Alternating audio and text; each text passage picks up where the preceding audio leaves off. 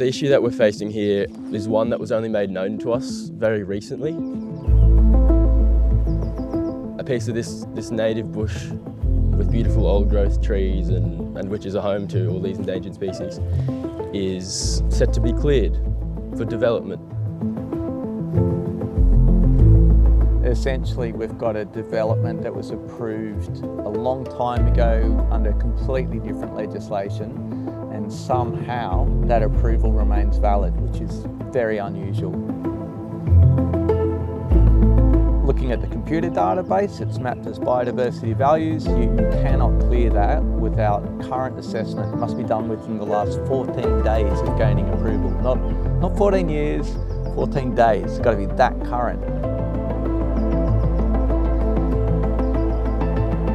So the issue here is that we're not accepting the fact that this 33-year-old decision to clear this piece of bush still stands.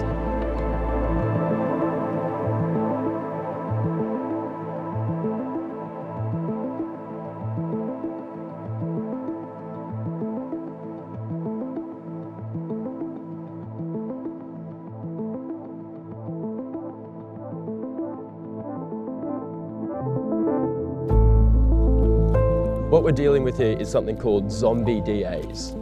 Zombie DAs refer to development applications which have been approved decades and decades ago on ancient legislation that is no longer applicable. And these zombie DAs allow for the destruction of native forest all up and down the coast of New South Wales. They'll bulldoze the entire site, cover a fair bit in concrete, rip the rest of it up, put in exotic lawn, this sort of stuff. Well, it's likely you just get, localised extinction of everything on site. I can't find words other than senseless violence when you think it might be, in this day and age, 2022, possibly cut down. It just doesn't make sense. There are several stages to the development, and this is stage 13 that we're dealing with. And actually it's one of many stages. And this isn't an issue that some people don't know about. This bushland that we're talking about now is only one of many steps of more development that's going to happen all the way down around Back Lagoon, back onto Short Point Beach. So it's a really massive issue. If we allow this chain of destruction to happen, it's going to be a serious disaster for everybody. We're just seeing these unprecedented ecological disasters which have been predicted for a long time, that if global warming occurs, the severity and frequency of these major events will become more common. And now we're seeing it happen. It's been labelled the worst fire season ever recorded and like looking into the gates of hell.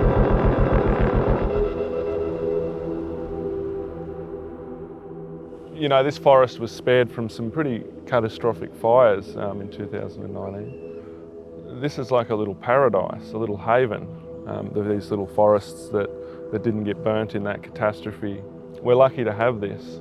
The value of what we have is increased 100-fold. It should be enough for us to make different decisions about how we develop our land. Just big picture stuff, like we need to conserve nature, we need to address global warming, or the planet can become uninhabitable. There's part of a global issue here, but I think the important thing is that we can tackle it here locally. People have come to this idea over a long period of time that development has to necessarily be a binary prospect. That is, you either rip out all of the environment and replace it with houses, streets, street lights and so on, or alternatively you absolutely protect. My role in the project has been obviously to give legal advice to Friends of Crunch. The acronym CRUNCH stands for Concerned Residents Uniting Nola Casuarina and High Crescent.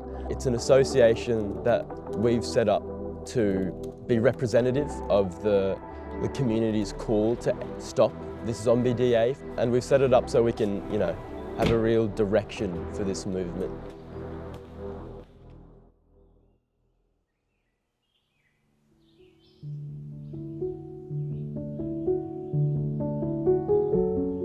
It is a real deep love and a deep passion for me. Both my parents are ecologists. My dad, he was an amazing man. He unfortunately passed away 3 years ago now. But he was from North America, and he spent his whole life studying ecology, and he was, I would maybe even call him a genius. Like, he was seriously clued into, you know, the workings of the ecosystem and very passionate about it as well. So I learnt so much from him. When he passed away, I almost felt like he was handing me the baton, sort of thing. But my mum's also a brilliant ecologist. As an ecologist, I would do a full survey of the plants and the fauna habitat features on site. I would write up an assessment, and often, based on what we find as ecologists on site, we might have the input to the people that design the proposal to change it, to avoid threatened species habitat or threatened plants or communities that we have found on site. So it's been really instilled into me my whole life. They made me aware of actually how crucial our environment is to humanity. If we don't have a functioning and healthy ecosystem, we can't live healthy lives. It's a crucial part of us.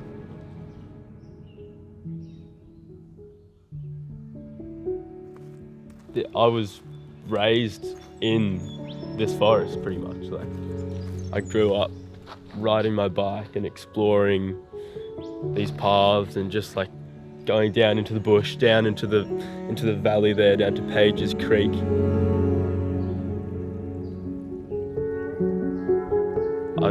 I still do. I spend hours just coming through the bush, exploring, going down into the valley, following Pages Creek.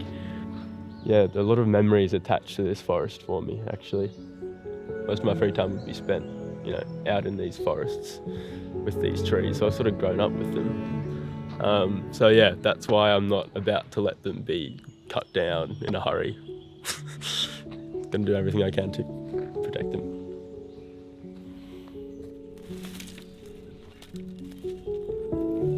The Murimbula star hare, this plant right here, which you can see that this fence has sort of been literally set up on, this Murimbula star hare only grows in a tiny pocket near Eden and a tiny pocket near Malakuta, but its main stronghold is only in Tura Beach. That's a really unique phenomenon. Not many plants are that rare. If you eliminate a big stand of it, you're causing a serious and irreversible impact, an SAII, which prohibits development. By current law, you can't do that. And so it's an anomaly that you have a development that is allowed to do that under current legislation.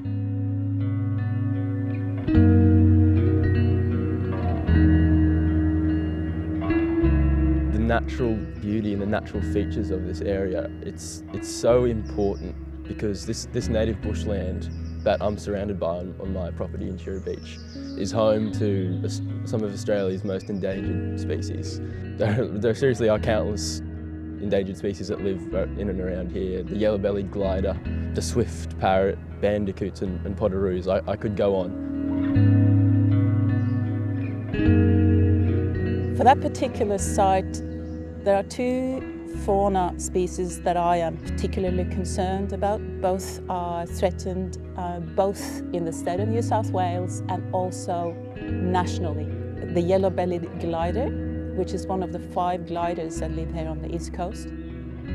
And the reason we have that unique species here is because we have quite a number of mature trees with hollows.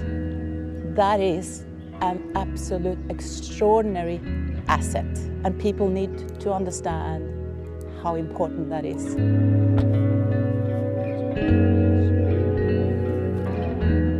It's a very special place.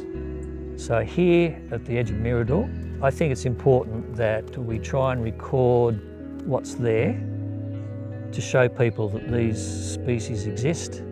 This is their natural habitat. This is how they're active, and it adds weight to the argument that a whole range of people are making about why this development should be completely reviewed and critically evaluated. The yellow-bellied gliders can't glide 300 metres. They can't fly. So they climb to the top of the tree and they have to glide, and it's a descent. And sooner or later they'll hit the ground, so they have to land in another tree. So, I mean, here tonight we're looking at some of those beautiful black button bloodwood trees with big hollows. If we're lucky enough and we hear the glider about to emerge or calling, we mightn't capture the first one, but maybe the second one that comes out of the hollow. With wildlife photography, you try and anticipate the conditions and the setup as much as possible, but you have to be opportunistic and just see how things occur. I have minimal expectations tonight of getting something first up. But it'd be nice if we got some movement out of the hollow, it'd be lovely, and if we got part of the glide, that'd be a huge bonus.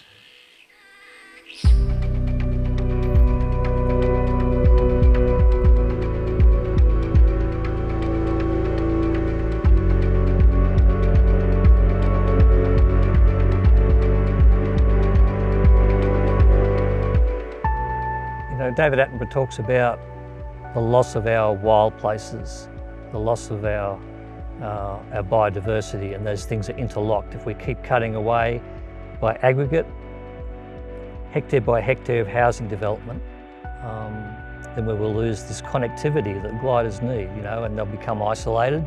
And we've seen in New South Wales the growing list of endangered species. We know we've got greater gliders now on the threatened list, and koalas. The other one is the long-nosed potteroo, which is actually a kangaroo, but it's very small, size of a cat approximately, which used to be really common on the coast of New South Wales, but it's very rare now. And it's another one which is listed as threatened both in New South Wales and nationally. It likes to live in that dense undergrowth, which you find in gullies, just like the one that they're going to put a road in. That's where it likes to live. So I was just curious to have a bit of a look for myself. Like, we obviously found diggings, which are probably long-nosed potteroo, because they're known to occur in the area. But so we've set up a motion detecting camera, which will hopefully gain us a bit of video footage of the actual animal and confirm that that's there.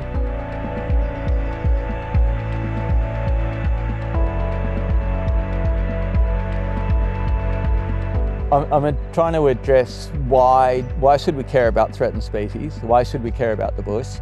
I'm bringing it from a people point of view, because we need to live on the planet. We need the bush to make the planet habitable for us. It can just be really important from a spiritual point of view. It can just be really important to be able to get out into nature and breathe air that smells like beautiful gum trees and flowers, and to see birds flying past.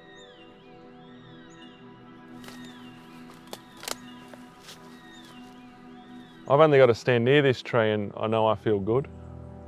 But surely just getting out and seeing all this has to have some impact on people. I feel really calm, really still.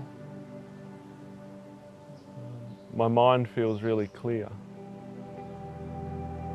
I feel at peace. So yeah, that's what I mean when I feel good.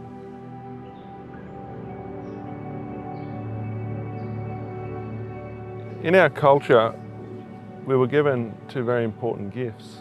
Those gifts were the rock and the tree, two sacred things. Using those resources, those gifts, we could live in a way that would be sustainable. Until we really begin to look at the other side of things, I don't think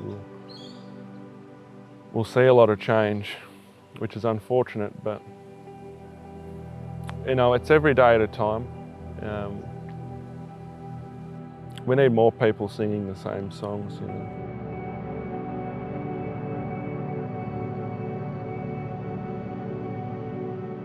I feel that sometimes there's this image painted that humans and nature are different, but really we are one. We really have to work together, and yeah, that's what I see the future as.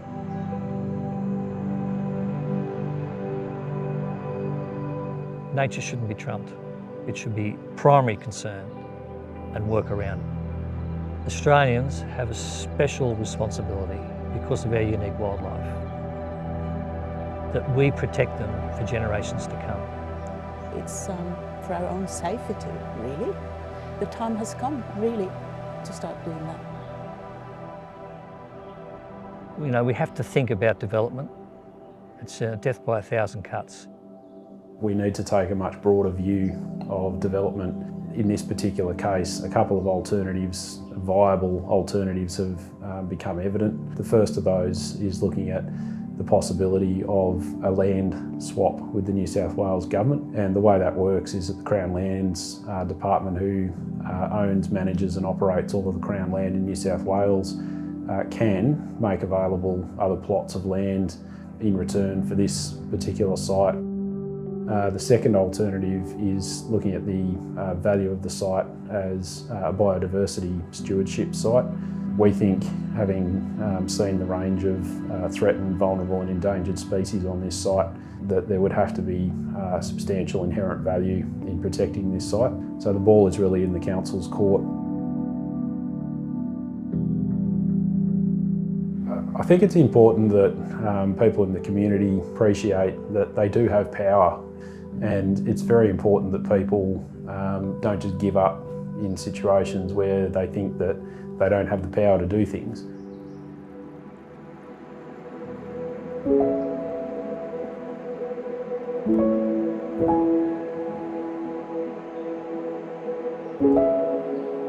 We have achieved some great milestones. The forest still stands. The forest is still there. People have come to realise how important it is. As Paul Kelly said many years ago, from little things, big things grow. And the reality is that protecting a small plot in the broad scale of New South Wales, of this pristine environment, is a classic example of how these small inputs can actually make a big difference to the overall change. I think this is a perfect case study for how larger scale developments in New South Wales can proceed. And they can proceed best when private developers, local governments and state governments all work together to ascertain what is the best way forward.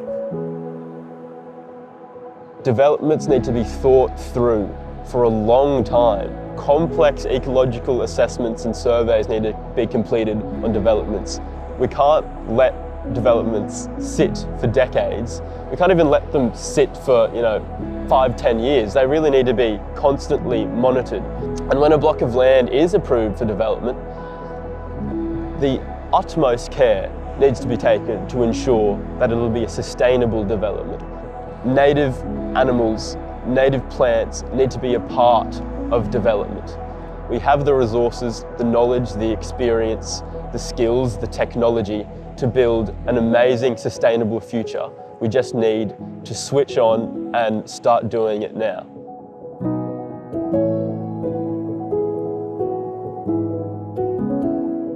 If people start working for others and not themselves, if people start thinking in terms of the community and the long term, then I think a sustainable future will simply come about on its own. The World Wildlife Fund, when that was founded, someone said to the founder of that, you won't save all of the animals, and it's like, no, but by making some effort, by trying, we will save some of them, and that's worth doing. Okay, you might not win, but it doesn't mean you shouldn't try. Sometimes you've got to do it because you wouldn't, you'd feel like a coward if you didn't.